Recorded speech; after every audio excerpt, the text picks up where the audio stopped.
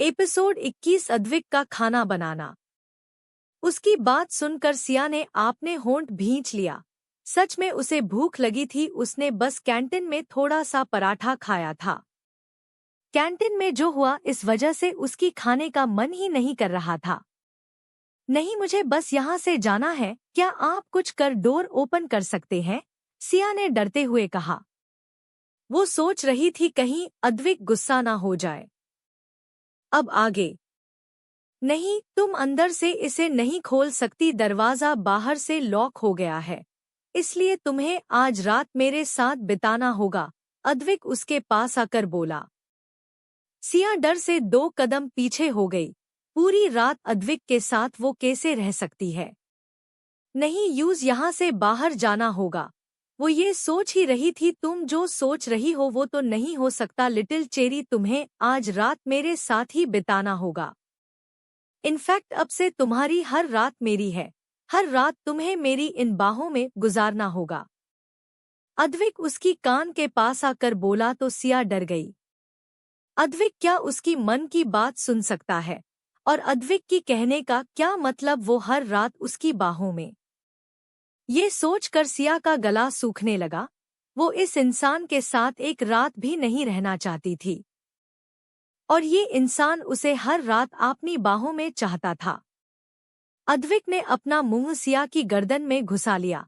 वो सिया की खुशबू को अच्छे से इनहेल कर रहा था और सिया की गर्दन को चूम रहा था। ये महसूस करके सिया की शरीर में फिर से कंपन-सी दौड़ गई। उसने अद्विक को जोर लगाकर खुद से दूर करने की कोशिश की, तो अद्विक तो नहीं पर वो खुद ही इम्पैक्ट से 2 कदम दूर हो गई। अद्विक ने उसकी नीली आंखों को देखा और प्यार से बोला, लिटिल चेरी, जितना तुम मुझे खुद से दूर करना चाहोगी उतना ही तुम मुझे अपने पास पाओगी। इसलिए आगे से ये बेफिजूल का कोशिश कभी मत करना। मुझे बर्दाश्त नहीं कि तुम मुझसे दूर जाओ। इतना कहकर उसने सिया को गोद में उठा लिया, फिर से लाकर सोफे पर बिठा दिया और नीचे उसके सामने घुटनों पर बैठ गया। सिया की दोनों तरफ अपनी कोहनी टीका लिया और किसी सनकी की तरह उसकी आंखों में देखकर बोला, अगर किसी ने तुम्हें मुझसे छीनने की, दूर करने की कोशिश की तो मैं आपने इसी हाथ से उसे मौत के घाट उतारूंगा। उसकी बात सुनकर सिया की सुंदर और नाजुक चेहरा डर से भर गया। उसने अपना चेहरा नीचे झुका लिया, जैसे वो अपनी डर को अद्विक को दिखाना नहीं चाहती हो। और तुम खुद भी खुद को कभी मुझसे दूर करने की कोशिश भी मत करना, वरना तुम उस अद्विक से मिलोगी जिसे मिलकर तुम किसी और से मिलने की हालत में नहीं रहोगी। फिर कुछ देर रुककर उसकी चीन को ऊपर करके बोला, क्या मेरी बात तुम्हें समझ में आया? अब सिया उसकी आंखों में देखकर डर रही थी। उसकी होंठ भी कांप रहे थे। उसने मन ही मन सोच लिया था कि एक बार वो यहाँ से बाहर चली जाए, जो आगे से अद्विक से दूर ही रहेगी। अद्विक उसे किसी साइको से कम नहीं लग रहा था। वो तो अद्विक से 2 बार मिली थी, वो भी एक ही दिन में। तो एक ही दिन में अद्विक उसके लिए इतना पॉसेसिव क्यों दिखाई दे रहा है? क्या तुम अपना मुंह खोलकर जवाब नहीं देने वाली? अद्विक उसे देखकर थोड़े नाराजगी से बोला। तो डर से सिया ने थूक गटक लिया और हाँ में सिर हिला दिया।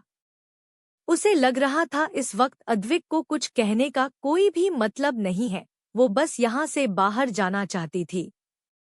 वर्ड्स लिटिल चेरी, अद्विक ने गुस्से से कहा तो सिया डरते हुए बोली, हाँ मुझे समझ में आ गया आपकी बातें। गुड लिटिल चेरी, इसे हमेशा अच्छे से याद रखना कि तुम मेरी हो। इतना कहकर अद्विक ने सिया की गर्दन से नीचे उसकी सीने को देखा। वो फिर से सिया को छूना चाहता था। उसकी डिजायर सिया को देखते ही बढ़ जाती थी। आज तक उसके साथ ऐसा कभी नहीं हुआ था। वो किसी भी लड़की की तरफ अट्रैक्ट नहीं होता था। उसने तो लड़कियों को भी अपने हाथों से मौत के घाट उतारा था। जिन भी वो सभी लड़कियां साजिश करके या माफिया की तरफ से आती थी, उसे रिझाने की कोशिश करती थी। अद्विक उन्हें मार डालता था। उसे उन पर थोड़ा रहम भी नहीं आता था। पर आज तक कोई उसे अपनी तरफ अट्रैक्ट नहीं कर पाता था जितना सिया ने किया था। वो अपना गुस्सा कंट्रोल भी कर रहा था सिया के सामने। सिया की छोटी सी चोट भी उसे बर्दाश्त नहीं थी।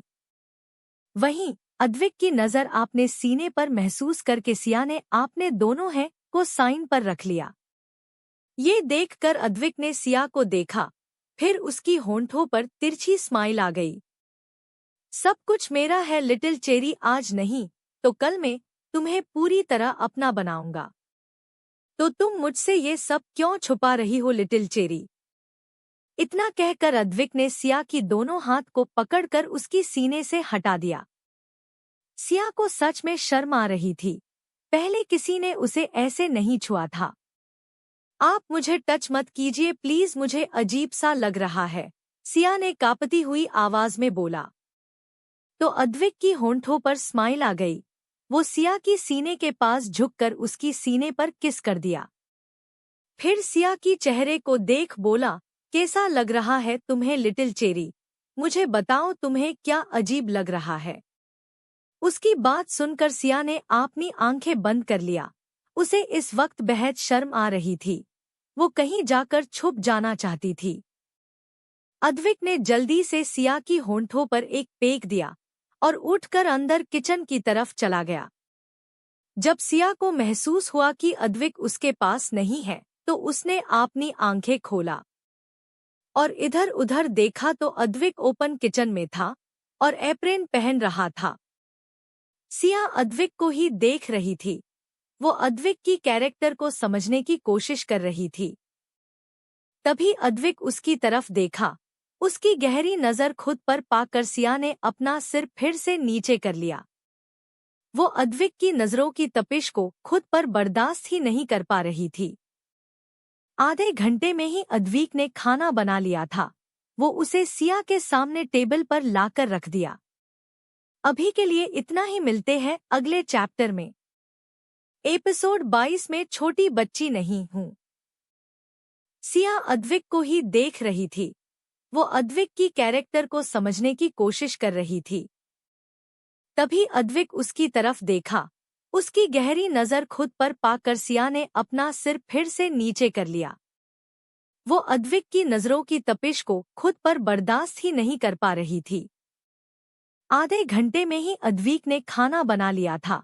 वो उसे सिया के सामने टेबल पर लाकर रख दिया। अब आगे। वो खाना बेहद टेस्टी लग रहा था। Mix veg paneer. अद्विक ने रोटी के साथ इतने कम टाइम में 2 डिशेस बना दिया था। ये देखकर सिया हैरान थी। अद्विक एक बड़े फैमिली का बेटा था, उसे कुकिंग आना भी एक हैरानी की बात थी। पर अद्विक ने तो किसी एक्सपर्ट की तरह काम किया था। अद्विक सिया के पास बैठ गया और बोला, लिटिल चेरी, क्या बस खाने को देखने वाली हो, खाना नहीं खाने वाली हो? इतना कहकर उसने प्लेट में सर्व किया। सिया हैरानी से धीमी आवाज में बोली, आपको खाना बनाना आता है? उसकी बात सुनकर अद्विक तिरछी स्माइल करके बोला, हाँ, क्यों नहीं आना चाहिए था क्या? या फिर तुम अब से घर संभालने वाली हो और हर दिन मेरे लिए कुक करने वाली हो? अगर ऐसा है तो बता दो। तुम घर पर ही रहना, मेरे लिए तीनों टाइम की खाना आज से तुम खुद बनाओगी, ओके? उसकी बात सुनकर सिया हैरान हो गई। उसकी सिंपल सी सवाल का जवाब घूम फिर कर अद्विक के पास कैसे चला गया। वो भला क्यों उसके लिए खाना बनाएगी और घर संभालेगी? क्या वो उसकी बीबी है? मैंने ऐसा कुछ भी नहीं कहा है मिस्टर सिंघानिया। मैं बस हैरान थी क्योंकि आप बेहद बड़े फैमिली के बेटे हो। आपके घर में सर्वेंट की कमी नहीं होगी, फिर भी आपको कुकिंग आती है।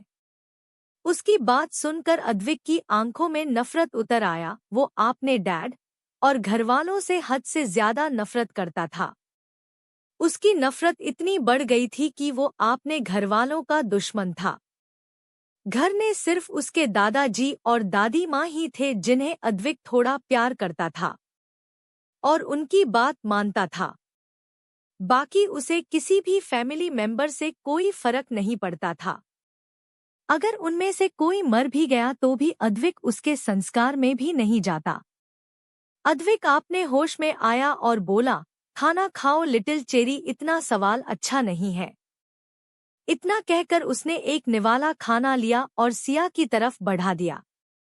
सिया को भी भूख लगी थी, पर वो बच्ची नहीं थी जो अद्विक उसे खिलाए।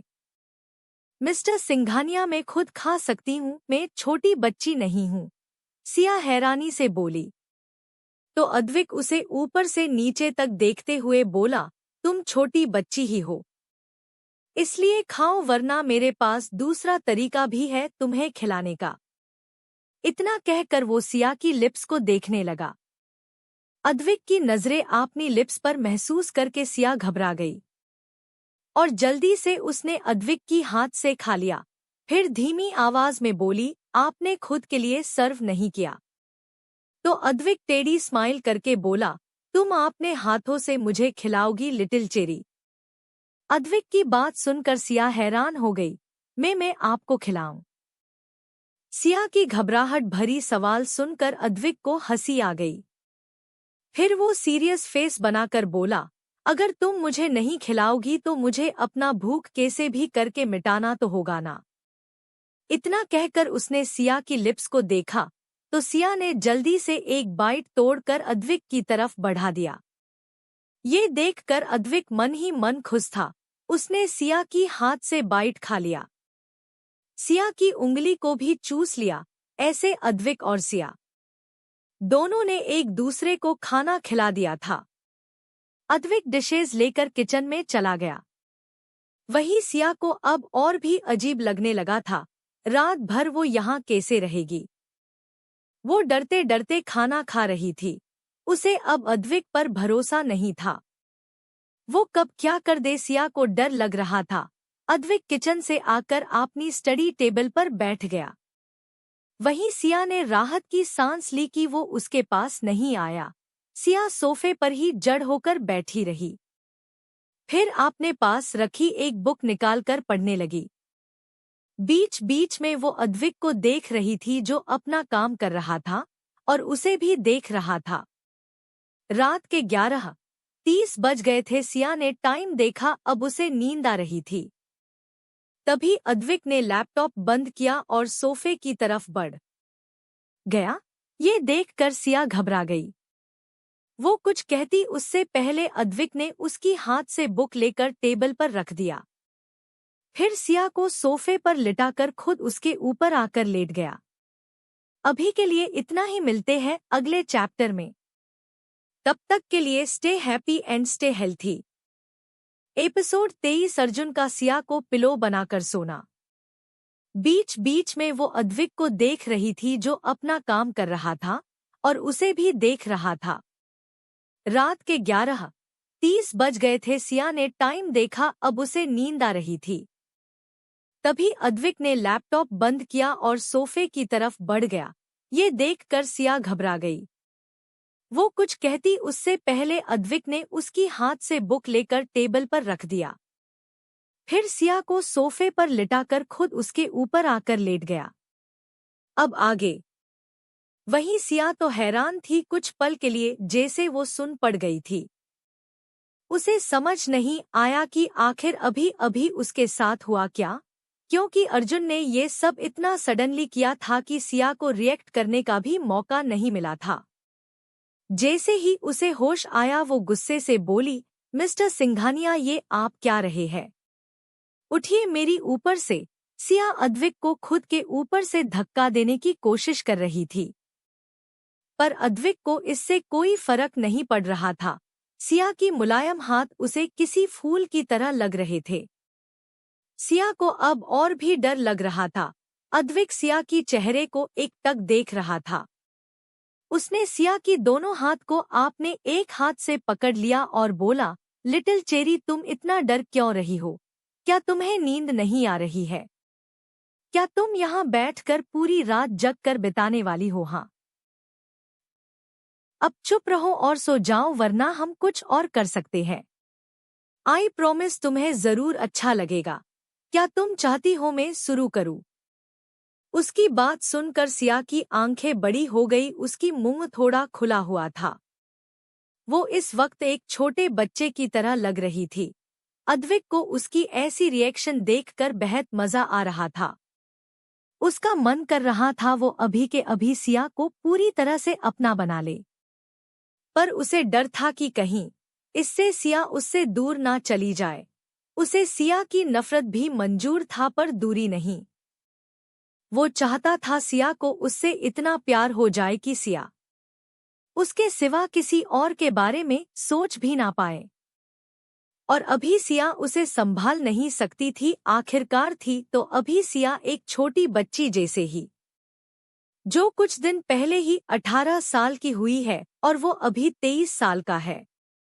सिया उससे 5-6 साल छोटी थी। यही अद्विक को अभी रोक रहा था, पर वो ज्यादा दिन खुद को नहीं रोकने वाला था। बेहद जल्द वो अपनी सिया को अपना बना लेगा। उसने नीचे झुककर सिया की आंखों पर किस कर लिया तो सिया की आंखें बंद हो गई। अद्विक ने उसकी गाल पर किस किया, फिर उसकी होंठों को चूमने लगा। धीरे धीरे वो बहक रहा था। सिया को जब सांस लेने में दिक्कत होने लगी तो वो अद्विक को खुद से दूर करने की कोशिश करने लगी, पर उसका दोनों हाथ अद्विक ने जकड़ रखा था। थोड़ी देर बाद अद्विक एक स्मूच के साथ उसकी होंठों को छोड़ दिया तो सिया गहरी गहरी सांसें लेने लगी। उसकी सीना ऊपर नीचे ही रहा था। अद्विक उसे गालों को सहलाते हुए बोला, ब्रेथ लिटिल चेरी ब्रेथ, तुम्हें किसके वक्त सांस नहीं लेना आता है? पर कोई बात नहीं, मैं तुम्हें सब कुछ सिखा दूंगा। आखिरकार हम दोनों को आगे चलकर हर दिन हर रात साथ बिताना है ना लिटिल चेरी? ये कहते हुए अद्विक डेविल स्माइल कर रहा था। उसका ऐसा बिहेवियर देखकर सिया की रोंगटे खड़े हो रहे थे। ये इंसान उसे उसकी रूह तक डरा रहा था। पल में केयर करता और दूसरे पल में ही धमकी देने लग जाता था। सिया को अब अद्विक जैसे पागल के आस पास भी नहीं रहना था। अद्विक ने सिया की सीने पर अपना सिर रख दिया और उसकी आंखों पर हाथ रख के बोला, सो जाओ लिटिल चेरी, वरना ने खुद को ही कंट्रोल नहीं कर पाऊंगा, फिर तुम रात भर नहीं सो पाओगी। सिया ने अद्विक के हाथ को अपनी आंखों से हटा दिया और हैरानी से अद्विक को देखने लगा, जो उसे पिलो समझकर उसके ऊपर चढ़कर सो रहा था। अद्विक उसकी सीने पर अपना फेस रब करते हुए बोला, you know what I mean. इतना कहकर उसने सिया की सीने से सिर ऊपर करके सिया को आई बींग कर दिया।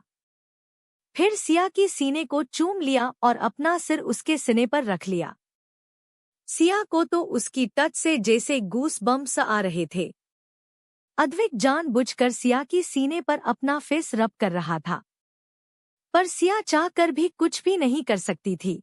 अद्विक ने सिया की हाथ को रिलीज किया, फिर उसकी हाथ को आपने सिर पर रख दिया, जैसे कोई छोटा बच्चा आपने मम्मा को मसाज करने को बोल रहा हो। उसने सिया की कमर पर अपनी बाहें लपेट दिया। छोटी सी सिया अद्विक की नीचे पूरी तरह से दब चुकी थी। अद्विक उसके सीने पर ही सिर रख के बोला, मसाज कर दो लिटिल चेरी।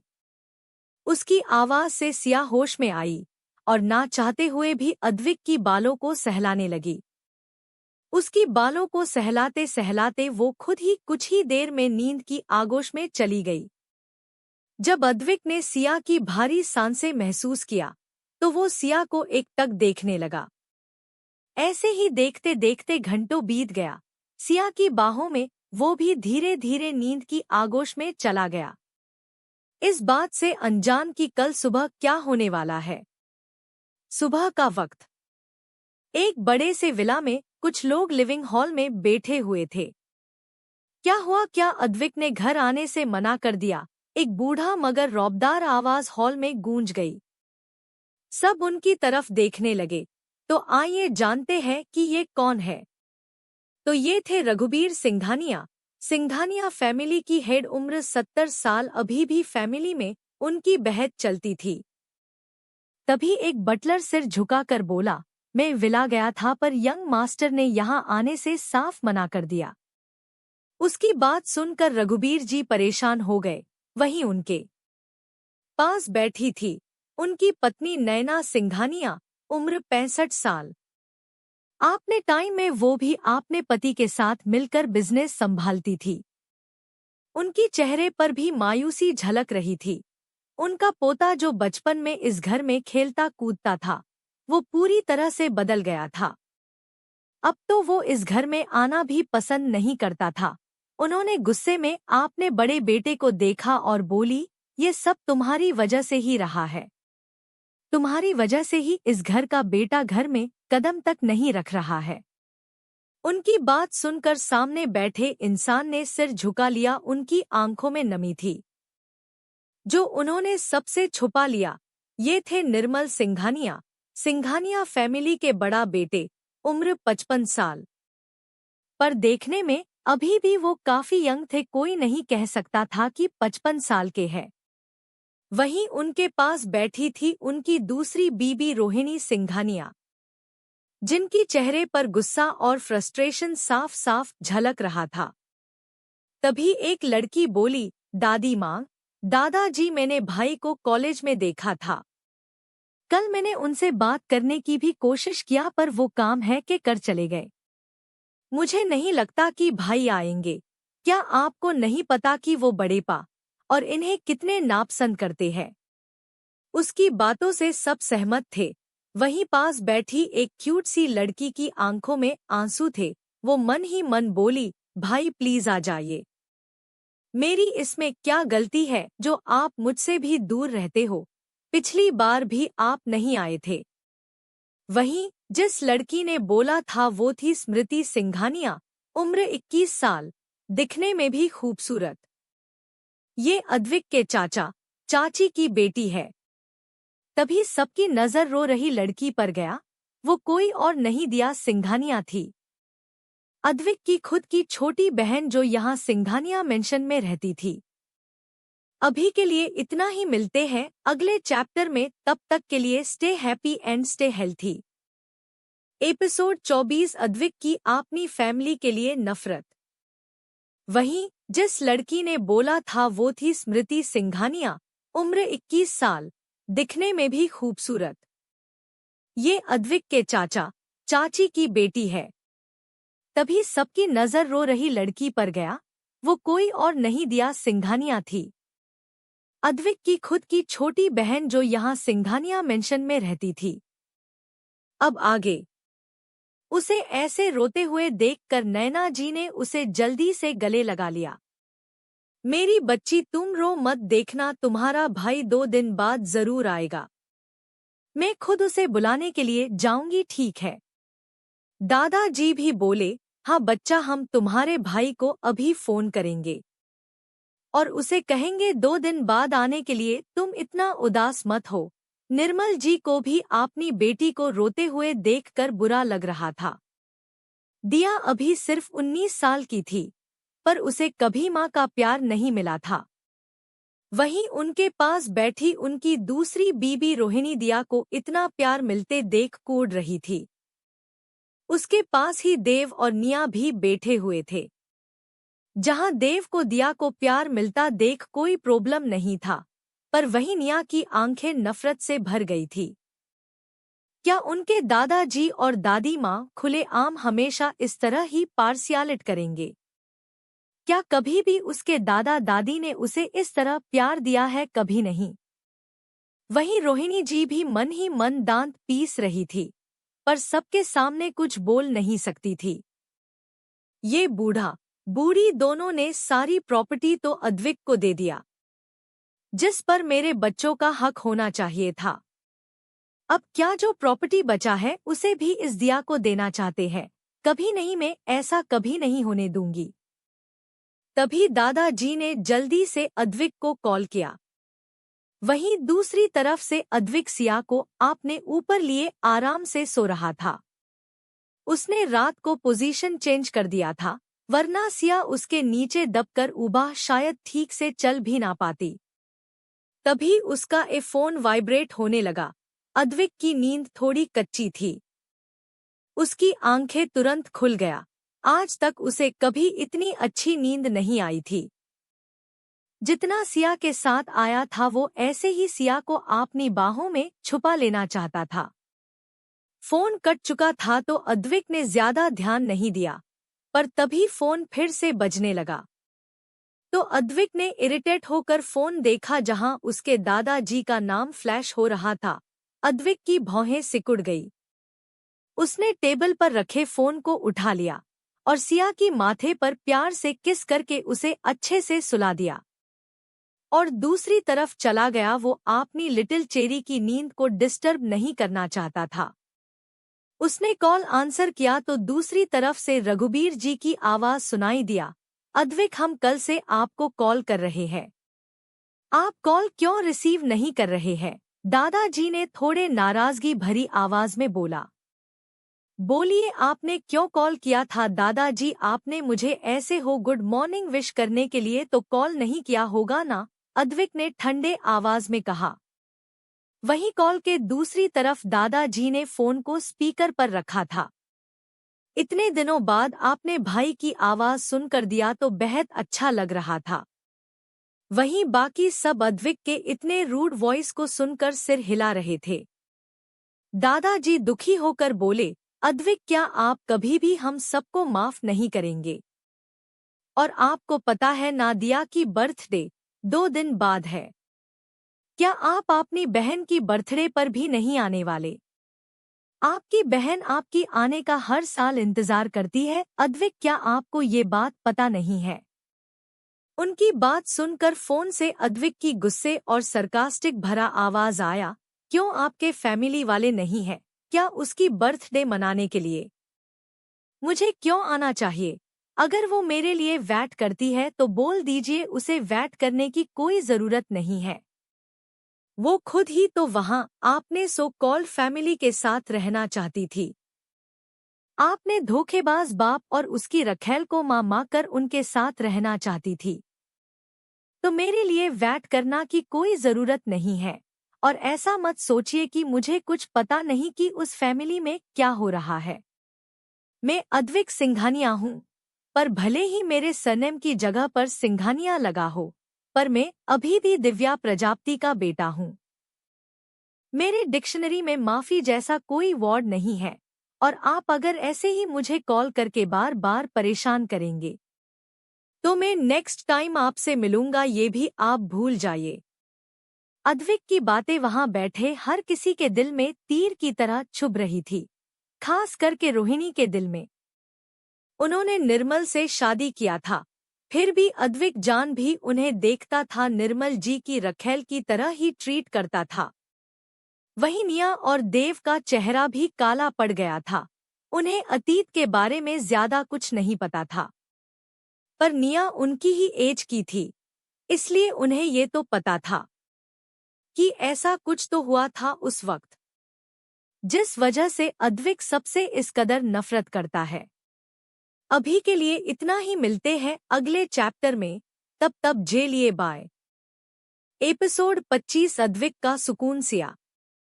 अद्विक की बातें वहां बैठे हर किसी के दिल में तीर की तरह चुभ रही थी, खास करके रोहिणी के दिल में। उन्होंने निर्मल से शादी किया था, फिर भी अद्विक जान भी उन्हें देखता था निर्मल जी की रखैल की तरह ही ट्रीट करता था। वहीं निया और देव का चेहरा भी काला पड़ गया था।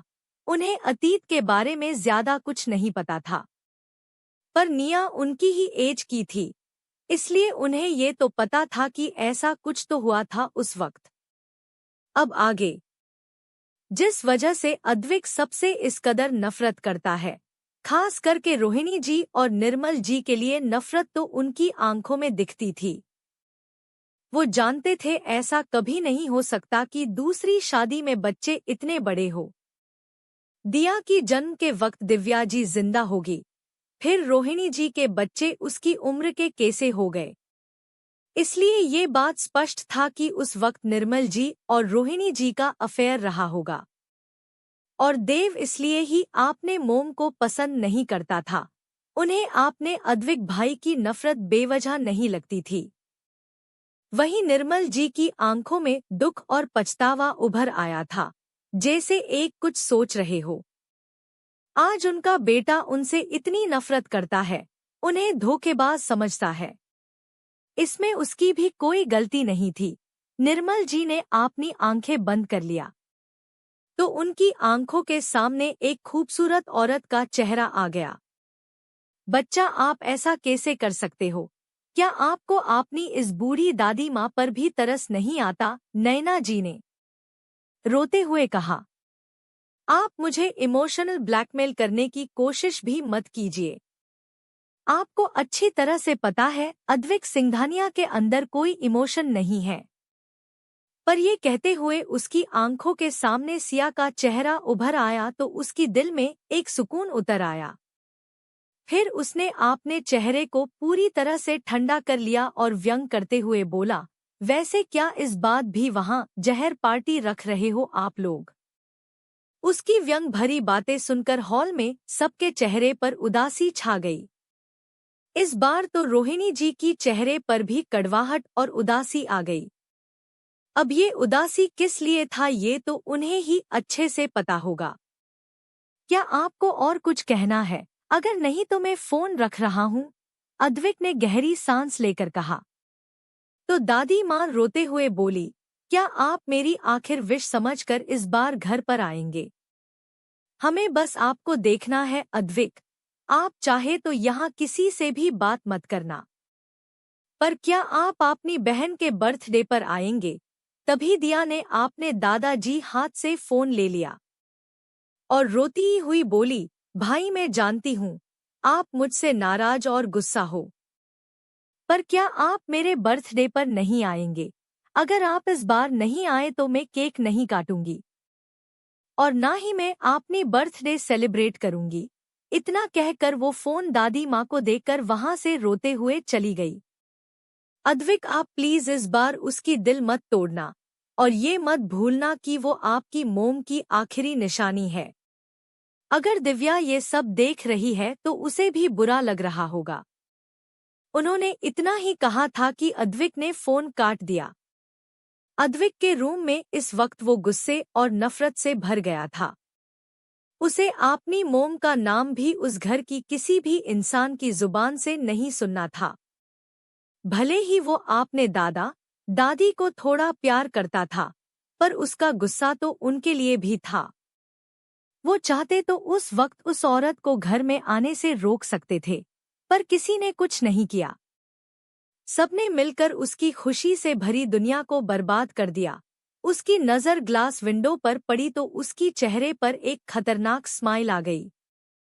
वो किसी साइको की तरह हंसते हुए बोला, जो मेरा है वो मेरा है, कोई मुझसे कुछ भी नहीं छीन सकता। फिर वो अंदर आ गई तो उसकी नज़र सिया पर पड़ी। तुम्हें भी नहीं लिटिल चेरी, तुम्हें भी मुझसे कोई नहीं छीन सकता, कोई नहीं। जो भी तुम्हें देखना चाहेगा मैं उसकी आंखें निकालकर अपनी कलेक्शन में रखूंगा। कितना मजा आएगा ना, मेरा कलेक्शन बढ़ जाएगा। मजा आता है ना जब इंसान खुद मौत के मुंह में धकेलता है। ये कहते हुए वो अजीब तरह से सिया की गाल को सहला रहा था, जैसे वो कोई पागल सन की हो। ये उस अर्जुन से बिल्कुल अलग रहा था, को कल रात सिया के लिए केयरिंग था। उसकी छुअन से सिया की नींद धीरे धीरे खुलने लगी। उसने धीरे धीरे आंखें खोला। उसे कुछ देर लग गया ये समझने में कि वो कहाँ है। उसने अच्छे से आंख खोल तो उसकी आंखों के सामने अद्विक का चेहरा था। ये देखकर सिया की चीख निकलने वाली थी, पर अद्विक ने उसकी मुंह पर हाथ रख दिया तो उसकी चीख उसकी मुंह में ही दब गया। अद्विक की आंखें अब नॉर्मल हो गई थी। वो सिया की मुंह से हाथ हटाकर उसकी गाल को सहलाते हुए बोला, गुड मॉर्निंग लिटिल चेरी। इतना कहकर उसने सिया की होंठों को चूम लिया। वहीं सिया उठते ही उसे किस मिल गई थी। अभी के लिए इतना ही, मिलते हैं अगले चैप्टर में। तब तक के लिए stay happy and stay healthy.